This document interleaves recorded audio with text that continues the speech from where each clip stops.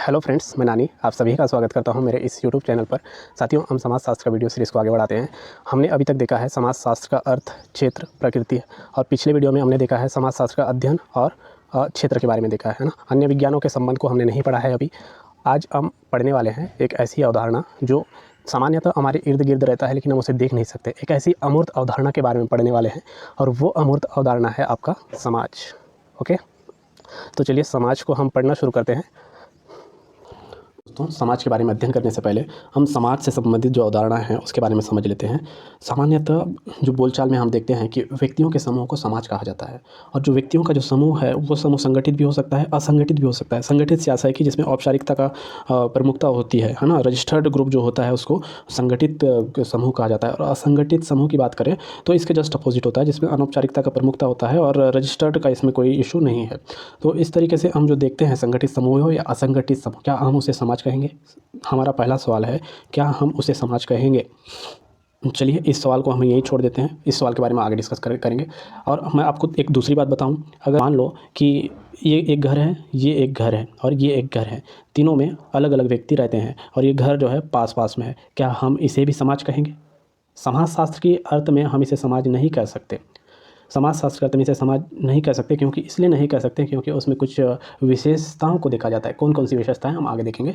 और रही बात पहले का सवाल कि जो संगठित समूह है, असंगठित समूह है, क्या हम उसे समाज कहेंगे? हम समाजशास्त्र की दृष्टि से उसे भी समाज नहीं कह सकते। हाँ, हम बोलचाल की दृष्टि से उसे समाज जरूर कहेंगे, लेकिन समाजशास्त्र की दृष्टि से समाज नहीं कहा जा सकता, और हमारे काम का वो है ही नहीं समाजशास्त्र में। ओके। और दोस्तों, समाजशास्त्र में जो समाज का जो अवधारणा है उसमें प्रवेश करने से पहले और एक चीज़ बता दूं आपको कि जो समाज है उसको अपने ढंग से परिभाषित किया है कुछ राजनीतिज्ञ, मानवशास्त्री, अर्थशास्त्रियों ने, है ना। तो राजनीति शास्त्रियों ने क्या कहा है? समाज को व्यक्तियों का समूह कहा है। और मानव शास्त्र की अगर हम बात करें तो मानव शास्त्रियों ने आदिम समुदायों का समूह कहा है। किसे? समाज को। और तीसरी बात अगर हम करें कि अर्थशास्त्रियों ने समाज किसे माना है, तो अर्थशास्त्रियों ने समाज किसे माना है? उन्होंने आर्थिक क्रियाओं को संपन्न करने वाले व्यक्तियों के समूह को, है ना। तो इसमें निश्चितता का अभाव पाया जाता है। लेकिन और समाजशास्त्र में अगर हम समाज की बात करें तो कुछ विशेष बातों को उसमें शामिल किया गया है और समाज को निर्धारित किया गया है। आइए ज़रा देखते हैं वो कौन कौन सी विशेष बातें हैं। ओके, देखिए समाज शास्त्र में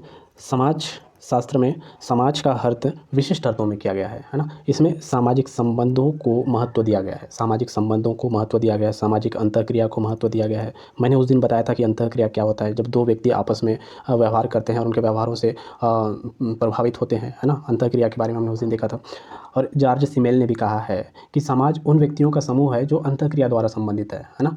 और मैकाइवर एवं पेज ने कहा है कि समाज जो है आपका सामाजिक संबंधों का जाल है। उस चीज़ को भी कोट कर सकते हैं। तो सामाजिक संबंधों को महत्व दिया गया है, अंतःक्रिया को महत्व दिया गया है।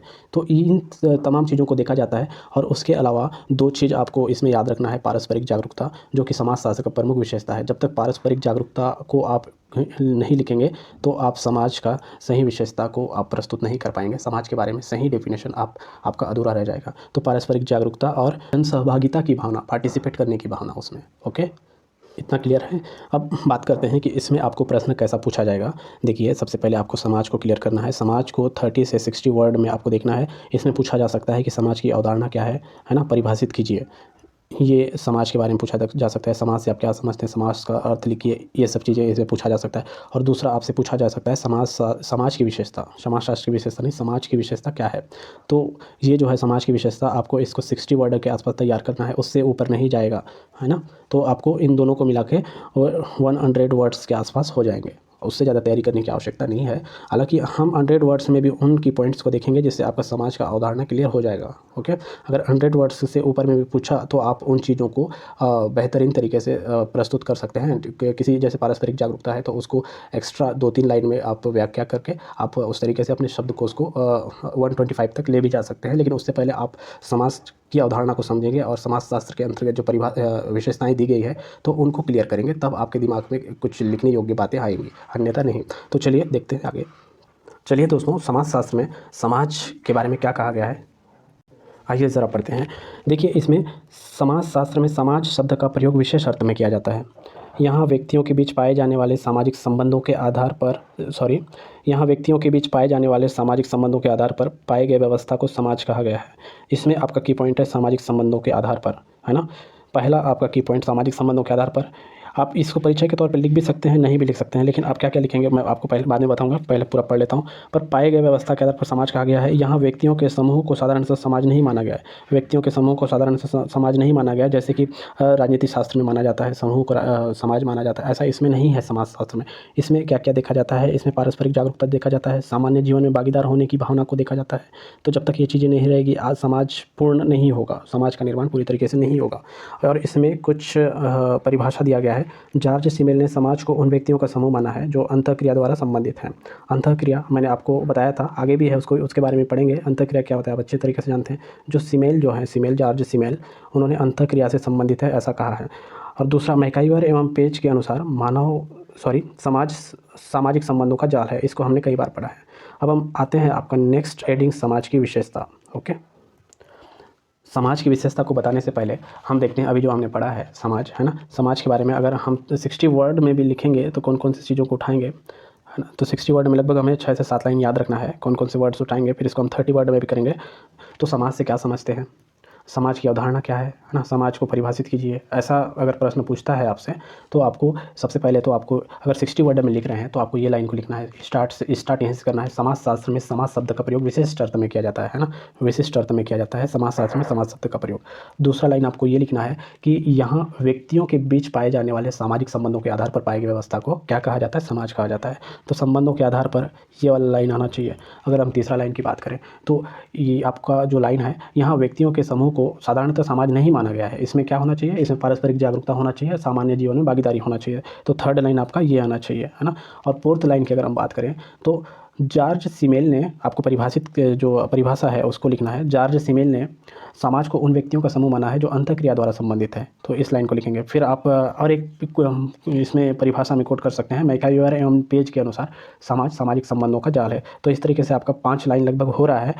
इसमें 6 लाइन तक जा सकता है क्योंकि कुछ चीज़ें मैंने लंबी लाइनें भी बताई है। तो आपका 60 वर्ड के आसपास जाएगा। अगर आपको स्पेस बच रहा है तो आप समाज के बारे में हम आगे विशेषता पढ़ेंगे, तो विशेषताओं से कुछ बिंदुओं को उठा के आप नीचे लिख सकते हैं। जैसे मैं आपको एक बात बता दूं कि समाज अमूर्त अवधारणा है, तो आप उस चीज़ को भी नीचे लिख सकते हैं। ऊपर में जितना हमने परिभाषा देखा है, संबंध देखा है, संबंधों के आधार पर इनका जो व्यवस्था पाया जाता है उसको समाज कहा जाता है, उसके बारे में लिखा है हमने। उसके बाद आप नेक्स्ट पॉइंट विशेषताओं से उठाएंगे। अगर आप इसको थोड़ा लंबा ले जाना चाहते हैं तो अमूर्त अवधारणा है समाज, है ना, इस पॉइंट को भी लिख सकते हैं, समाज एक अमूर्त अवधारणा है। और हम उसमें और एक पारस्परिक निर्भरता को भी देखते हैं जिसको समाजशास्त्र की भाषा में अन्योन्याश्रितता कहा जाता है। तो वहाँ से भी आप विशेषताओं से उठा के अपना जो स्पेस है उसको कवर कर सकते हैं। तो इस तरीके से दोस्तों 60 वर्ड में आप ऐसे लिखेंगे। अगर रही बात 30 वर्ड में, तो 30 वर्ड में आपको इधर उधर जाने की ज़रूरत नहीं है। जैसे कि समाजशास्त्र में समाज शब्द का प्रयोग विशिष्ट अर्थ में किया जाता है, इसको लिखने की आवश्यकता नहीं है। आपको सीधा टू द पॉइंट और पॉइंट पर उतरना है। जो चीज़ वास्तविकता है, जो उसमें आपका जो देखना चाहेगा 30 वर्ड में, तो उन्हीं चीज़ों को लिखना है, इधर उधर की बातों को नहीं। तो यहाँ पे आपको एक लाइन लिखने से समाज का लगभग पूरा डेफिनेशन कंप्लीट हो जाता है। वो है कि व्यक्तियों के बीच पाए जाने वाले सामाजिक संबंधों के आधार पर पाई गई व्यवस्था को समाज कहा गया है। ये वाला लाइन लिखें। और दूसरा लाइन आपको लिखना है कि समाज में पारस्परिक जागरूकता और सामान्य जीवन में भागीदार होने की भावना महत्वपूर्ण है। व्यक्तियों के समूह को साधारणतः समाज नहीं माना गया है, वो वाला लाइन। और थर्ड में आपको लिखना रहेगा कि आप मैकाइवर एवं पेज के अनुसार एक परिभाषा लिख दीजिए या जॉर्ज सिमेल के अनुसार एक परिभाषा लिख दीजिए। ओके, तो इस तरीके से आपका ये जो है जो पॉइंट आना चाहिए वो पॉइंट इसमें आ रहा है। तो चलिए अब हम नेक्स्ट देखते हैं समाज की विशेषता। देखिए दोस्तों, इस किताब में जो विशेषताएं दी गई है, तो विशेषताओं को की पॉइंट को लिखकर यहाँ छोड़ा गया है। तो उनकी पॉइंट्स को मैं आपके सामने डील करूँगा, व्याख्या करूँगा, ताकि आपको समझ में आ जाए और आप कभी भी लिखने योग्य बन जाए, है ना। कुछ उसकी पॉइंट के बारे में थोड़ा सा आपको विस्तार से लिखना है।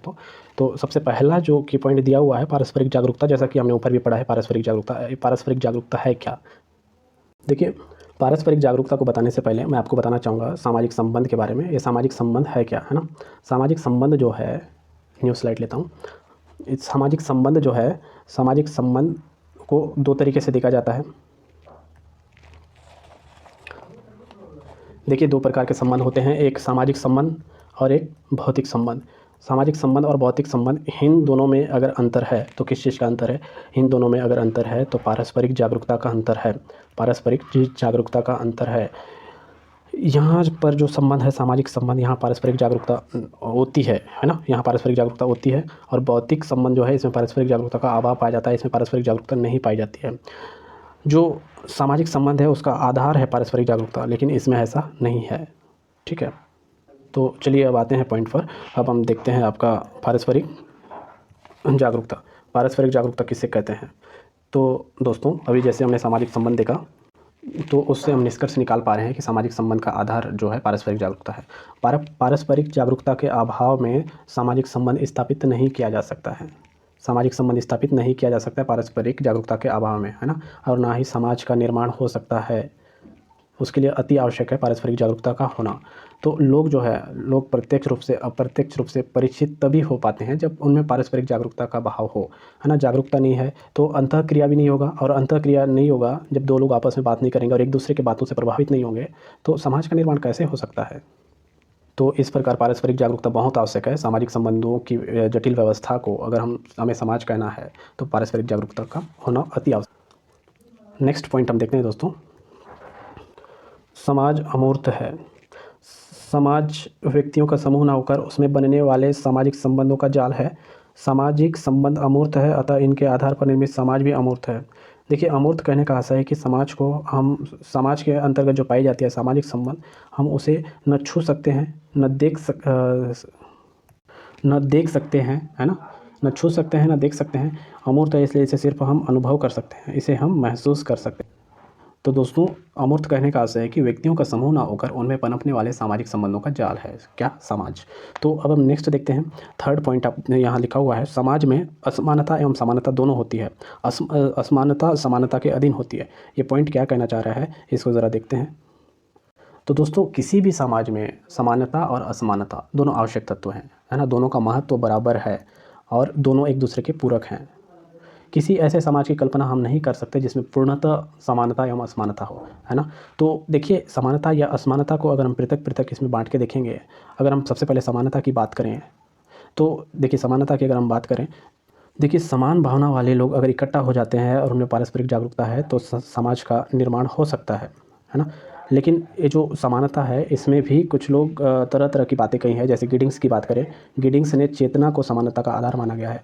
मान लो चेतना कुछ लोगों का बहुत ज़्यादा रहता है तो उनकी अलग समानता, उनका अलग लेवल है। और कुछ लोगों का मीडियम रहता है तो मीडियम वालों का समानता है। कुछ लोगों का कम रहता है तो कम वालों की समानता है। तो गिडिंग्स ने चेतना को समानता का आधार कहा है। और हम समाज के कुछ प्रकारों की बात करें, जैसे आदिम समाज है, प्रारंभिक समाज है, सरल समाज है, छोटे समाज है। आपको ये सब चीज़ें नहीं लिखना है। आपको ये, आप अमूर्त शब्द लिख देंगे तो आपका पूरा अंडरस्टूड है। ये सब मैं समझने के लिए बोल रहा हूँ कि आप पढ़ रहे हैं तो उन चीज़ों को अच्छे से समझिएगा।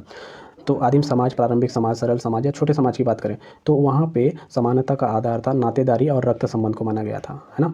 तो अब अगर हम बात करें आधुनिक समाज का, अब अगर हम बात करें तो अभी जो समानता का आधार है, हम विस्तृत तौर पे देखते हैं कि राष्ट्रीयता समानता जो है मुख्य आधार है उसका, है ना। जैसे कि हम सब भारतीय हैं, तो इस तरीके से समानता को देखा जाता है। समाज में ये चीज़ पाया जाता है। इस चीज़ से हम, इस चीज़ को भी हम महत्वहीन नहीं कह सकते। समाज में ये चीज़ पाया जाता है ना। समाज में समानता पाया जाता है। अब हम देखते हैं समाज में असमानता कैसे। देखिए, समानता के साथ साथ भिन्नता भी होती है। समानता के साथ साथ भिन्नता भी होती है। मैकाइवर एवं पेज ने कहा है कि पूर्णतः अगर समान है, समाज अगर समानता पर आधारित है पूरी तरीके से, तो चींटियाँ और मधुमक्खियों की तरह वो लोग, मतलब उनका जो चींटियाँ और मधुमक्खियों की तरह उनका जो क्षेत्र है वो सीमित रह जाएगा। वे लोग आदान प्रदान नहीं कर पाएंगे, लोगों से नहीं मिल पाएंगे, है ना। तो आपसी लेन देन और पारस्परिक आदान प्रदान नहीं होगा। अगर मैं बात करूँ आपको लिंग भेद के बारे में, लिंग भेद, ये जब आप भी असमानता के बारे में कुछ लिखेंगे तो इसका उदाहरण जरूर दीजिएगा। लिंग भेद से स्पष्ट होता है कि असमानता के कारण इसमें हमें प्रजनन शक्तियों के बारे में पता चलता है। दोस्तों, इन तमाम चीज़ों के अतिरिक्त समाज में काफ़ी सारी असमानताएं पाई जाती हैं, शारीरिक बनावट के आधार पर, स्वभाव के आधार पर या रुचि के आधार पर, है ना। तो समानता भी आवश्यक है, असमानता भी आवश्यक है। चलिए अब नेक्स्ट पॉइंट देखते हैं। इसमें ये क्या कहना चाह रहा है कि समाज में सहयोग एवं संघर्ष विद्यमान है, किंतु संघर्ष सहयोग के अंतर्गत पाया जाता है। समाज में सहयोग एवं संघर्ष विद्यमान है किंतु संघर्ष सहयोग के अंतर्गत पाया जाता है। कैसे? देखिए दोस्तों, हम समाज में दो शक्तियों के बारे में पढ़ते हैं। पहला जो है आपका मनुष्य को एकता के सूत्र में बांधने का, मनुष्य को एकता के सूत्र में बांधने की शक्ति और दूसरा जो है पृथक करने की शक्ति।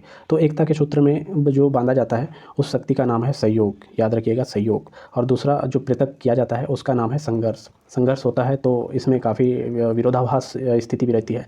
अगर सहयोग की बात करें तो इसमें एकता के सूत्र में बांधने का प्रयास किया जाता है। और सहयोग और संघर्ष जो है दोनों समाज के विशेषता के अंतर्गत आते हैं और ये दोनों सार्वभौमिक प्रक्रिया है। सार्वभौमिक प्रक्रिया से कहने का आशय है कि जो आदि समाज था, आदिम समाज था और अभी आधुनिक समाज है, तब से चली आ रही है, अभी की बात नहीं है। जब से समाज को हम जानने लगे हैं, जब से समाज के बारे में अध्ययन करने लगे, तब से ये सब चीज़ें हमें, जब से समाज की स्थापना हुई तब से ये सब चीज़ें हमें देखने को मिलता है। मानव जब एक दूसरे की आवश्यकता की पूर्ति करना रहता है तो सहयोग के माध्यम से करते हैं। अगर सहयोग से भी नहीं प्राप्त होता है, अपना उद्देश्य को वे प्राप्त नहीं कर पाते हैं, तो संघर्ष का सहारा लेना पड़ता है। ये दोनों चीज़ें समाज में देखने को मिलता है और इसलिए इसमें दिया हुआ है कि समाज में सहयोग एवं संघर्ष विद्यमान है। संघर्ष सहयोग के अंतर्गत पाया जाता है। इस लाइन को भी याद रखिएगा, संघर्ष सहयोग के अंतर्गत पाया जाता है। देखिए हम मानव हैं, है ना, तो मानव का पहला कर्तव्य रहता है कि हम हर व्यक्ति का सहयोग करें। संघर्ष बात की बात है, पहले हम सहयोग करने की कोशिश करते हैं, उसके बाद में संघर्ष करते हैं। तो इस लाइन से आपको ये समझ आ रहा है कि जो सहयोग के अंतर्गत संघर्ष को शामिल किए गए हैं, है ना। पहले आएगा आपका सहयोग और उसके अंतर्गत आपका शामिल किए गए हैं संघर्ष को। इस लाइन को भी याद रखिएगा। चलिए अब नेक्स्ट पढ़ते हैं अन्योन्याश्रितता। इसका मतलब होता है पारस्परिक निर्भरता। देखिए हम मानव समुदाय में रहते हैं और प्रत्येक मानव जो है किसी न किसी से निर्भर, किसी न किसी तरीके से, किसी न किसी प्रकार से किसी व्यक्ति पर निर्भर जरूर रहता है। किसी व्यक्ति की क्षमता बहुत ज़्यादा है, किसी की कम है, तो जिसकी क्षमता कम है उनको अधिक क्षमता वाले व्यक्ति की आवश्यकता ज़रूर पड़ेगी, है ना। तो उसी चीज़ को इसमें कहा गया है कि अन्योन्याश्रितता पर आधारित है, यानी कि पारस्परिक निर्भरता को इसमें शो करता है। इसमें ज़्यादा समझने की ज़रूरत नहीं है, आपको ये शब्द याद रखना है। आप पारस्परिक निर्भरता शब्द लिखने के बजाय आप अन्योन्याश्रितता को ही लिख देंगे तो बेहतर रहेगा, क्योंकि समाजशास्त्र में कुछ ऐसे विषय होते हैं जिसमें उस पर्टिकुलर विषय के की पॉइंट्स होते हैं जिनको एग्जामिनर देखना चाहेगा। क्लियर है दोस्तों। अगर जो पारस्परिक निर्भरता है उसका प्रमुख कारण आप जानना चाहेंगे तो उसका प्रमुख कारण है कि मनुष्य का अपने में अपूर्ण होना, मतलब अपने में अपूर्ण होना किसी न किसी तरीके से, या फिर हो सकता है कि शारीरिक अक्षमता हो, या फिर हो सकता है उसमें किसी प्रकार का कोई योग्यता ना हो, है ना।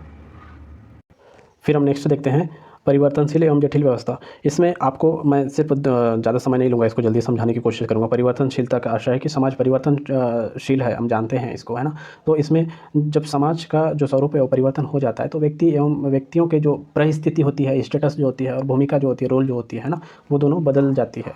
तो परिवर्तनशील है। जटिल व्यवस्था इसलिए कहा जाता है क्योंकि यहाँ सामाजिक संबंधों का जाल कहा गया है। इसमें कभी क्षेत्र में हमने पढ़ा है कि इसमें सामान्य विज्ञान की भी बात की गई है। तो इस तरीके से इसमें तरह तरह की चीज़ों का अध्ययन किया जाता है। बहुत ही जटिल अवस्था है समाज, है ना। अगणित रूप से सामाजिक संबंध इसमें स्थापित किया जाता है। इस वजह से परिस्थिति, भूमिका सब व्यक्तियों का जो है वो चेंज होते रहता है। तो निश्चित रूप से जटिल व्यवस्था है। फिर हम आते हैं नेक्स्ट पॉइंट में। नेक्स्ट पॉइंट कहना चाह रहा है कि समाज केवल मनुष्यों तक ही सीमित ना होकर पशुओं में भी पाए जाते हैं। पर समाजशास्त्र के अंतर्गत हम केवल मानव समाज का अध्ययन करते हैं। हमने पहले पढ़ा कि समाजशास्त्र में मानव समाज का अध्ययन किया जाता है, ना कि पशु समाज का। पशु समाज का अध्ययन नहीं किया जाता है। लेकिन आप एक चीज़ याद रखिएगा कि मैकाइवर एवं पेज ने इस लाइन को अगर हम आगे बढ़ाएँ तो मुझे एक लाइन कहना पड़ रहा है कि मैकाइवर एवं पेज ने उन्होंने कहा है कि जहाँ कहीं जीवन है, जहाँ कहीं जीवन है वहीं समाज है। तो इसमें मानव भी आते हैं, इसमें पशु भी आते हैं, लेकिन आपको याद रखना है कि समाजशास्त्र में केवल और केवल मानव समाज का अध्ययन किया जाता है। ओके, क्लियर है दोस्तों। तो इस तरीके से हमारा विशेषता कंप्लीट हो जाता है। मुझे लग रहा है कि एक चीज़ का मैंने एक्सप्लेन करना भूल गया हूँ। ये देखिए, समाज में असमानता समानताएं दोनों होती है। यहाँ तक मैंने बताया था। असमानता समानता के अधीन होती है, असमानता समानता के अधीन होती है। वो कैसे, है ना, तो उसको हमने नहीं देखा था। तो देखिए, समाज में असमानता समानता के अधीन, देखिए ये एक समूह है, ये एक समूह है और समूह में रहने वाले सभी व्यक्तियों का समान उद्देश्य है। समान उद्देश्य है। समान उद्देश्य की प्राप्ति करने के लिए लोग क्या करेंगे? कार्य का विभाजन करेंगे। तो कार्य का विभाजन करेंगे तो इसमें असमानता आएगी, है ना। इसमें असमानता आएगी। किसी व्यक्ति का योग्यता कुछ और है, किसी व्यक्ति का योग्यता कुछ और है, किसी व्यक्ति का चॉइस कुछ और है। तो जब विभाजन करेंगे सामान्य उद्देश्य की प्राप्ति के लिए, है ना, तो ये यहाँ तक तो समान था, सबका सामान्य उद्देश्य था, तो समानता था इसमें। लेकिन जब बाद में विभाजन करेंगे तो असमानता का रूप धारण कर लेता है। तो इसी चीज़ को कहा गया है कि समाज में असमानता समानता के अधीन है। क्लियर है दोस्तों। तो इस तरीके से हमारा समाजशास्त्र का अर्थ परिभाषा, अवधारणा क्लियर हो जाता है। और दूसरा जो देखें हम समाजशास्त्र की विशेषता, ये आपको 30 वर्ड्स में समाज के बारे में, 60 वर्ड में समाज के बारे में, 100 वर्ड्स में समाज के बारे में सोच के रखना है। अब ज़्यादा गया 125 तो आपको थोड़ा सा व्याख्या करने आना चाहिए, कुछ कुछ चीज़ों को बढ़ाने आना चाहिए। तो इसके अलावा आपको दूसरा चीज़ इसमें नहीं पूछा जाना चाहिए। एक चीज़ इसमें दिया हुआ है आपको ये समझने के लिए है, इसको नहीं पढ़ना है, समाज के प्रकार के बारे में, है ना। इसको अगर मैं अभी एक्सप्लेन भी कर दूंगा तो कोई मतलब का नहीं है। जो चीज़ हमारे काम करनी है उसको छोड़ना ही बेहतर है। दोस्तों, जाने से पहले मैं समाज की जो विशेषताएं हैं उनको की पॉइंट में कंक्लूड कर दूं। देखिए, ये जो इनकी जो विशेषताएं हैं, समाज के बारे में अच्छे से पढ़ा है, आपको 30 वर्ड 60 वर्ड में लिखना आ जाएगा। इनका जो की पॉइंट है, हमने देखा है पारस्परिक जागरूकता, है ना, पारस्परिक जागरूकता। दूसरा की पॉइंट देखा है अमूर्त अवधारणा है समाज। तीसरा की पॉइंट देखा है असमानता एवं समानता दोनों होती है, असमानता समानता के अधीन होती है। और चौथा हमने देखा है कि सहयोग एवं संघर्ष विद्यमान है इसमें, है ना। संघर्ष जो है सहयोग के अंतर्गत पाया जाता है। जो चीज़ पॉजिटिव चीज़ के अंतर्गत नेगेटिव चीज़ पाया जाता है, अगर हम समानता असमानता की बात करें या संघर्ष सहयोग की बात करें। और उसके बाद पाँचवा जो है आपका अन्योन्य आश्रितता पर आधारित है, उसके बारे में भी। और छठवां जो पॉइंट है आपका परिवर्तनशील एवं जटिल व्यवस्था है। परिवर्तनशील एवं जटिल व्यवस्था है कैसे है हमने देखा है। और सातवां जो पॉइंट है, समाज केवल मनुष्य तक ही सीमित ना होकर पशुओं में भी। तो इस प्रकार से 7 पॉइंट जो है समाज के बारे में हमने देखा। तो 7 पॉइंट हम एवरेज मानेंगे तो आपका 70 वर्ड्स तक चला जाएगा, है ना। और आपका जो अर्थ एवं परिभाषा है 30 वर्ड में चला जाएगा, जबकि वो 60 वर्ड के लायक भी है। तो आपको 125 तक भी कवर हो पाएगा इसमें समाज में। इसमें टेंशन लेने वाली बात नहीं है। और इससे ज़्यादा आपको नहीं पढ़ना है दोस्तों समाज के बारे में। और आपको अन्य चीज़ें भी पढ़ना है, जिस चीज़ हमारे परीक्षा पद्धति के हिसाब से हमें जितना देखना चाहिए, हमें उससे ज़्यादा और नहीं देखना चाहिए। जो उससे ज़्यादा और देखना हमारे लिए घातक हो सकता है। हमें क्योंकि और भी सब्जेक्ट पढ़ना है और ये 50 नंबर का है, तो 50 नंबर में कैसे मैक्सिमम नंबर गेन कर सकते हैं, उस आधार पे हमें पढ़ना है, आगे बढ़ना है, अन्य सब्जेक्ट को भी पढ़ना है, सबको बैलेंस करके चलना है। ओके, तो चलिए दोस्तों, आज का वीडियो हम यहीं विदा लेते हैं आपसे। मिलते हैं नेक्स्ट वीडियो में समुदाय के साथ। Thank you.